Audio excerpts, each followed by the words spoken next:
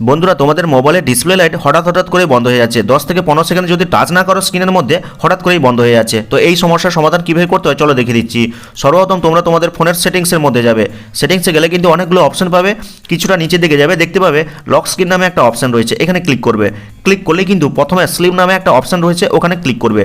Click করলেই দেখতে পাবে অনেকগুলো টাইম সিলেক্ট করার অপশন রয়েছে, আর এখানেই দেখতে পাবে সব থেকে কম টাইমটাই কিন্তু সিলেক্ট করা রয়েছে। আর যার কারণে কিন্তু সেই 15 সেকেন্ড কি 5 সেকেন্ড না যেতে যেতেই তোমাদের মোবাইলের ডিসপ্লেটা বন্ধ হয়ে যাচ্ছে বা লাইটটা অফ হয়ে যাচ্ছে। তো তোমাদেরকে কি করতে হবে, মিনিমাম 1 মিনিট সিলেক্ট করে রাখতে হবে। 1 মিনিট সিলেক্ট করে রাখলে কিন্তু একটা এভারেজ টাইম থাকবে, যার মধ্যে কিন্তু তোমাদের মোবাইলের ডিসপ্লেটা বন্ধ হবে। তো এটা একটা উপায় দেখলাম। চলো আরেকটা সেটিংস, অনেকের ফোনে কিন্তু আলাদা সেটিংস থাকে, তোমরা এই সেটিংসের মধ্যে আসবে। সেটিংসের মধ্যে এলে কিন্তু ডিসপ্লে অ্যান্ড ব্রাইটনেস নামে একটা অপশন দেখতে পাবে, এখানে ক্লিক করবে।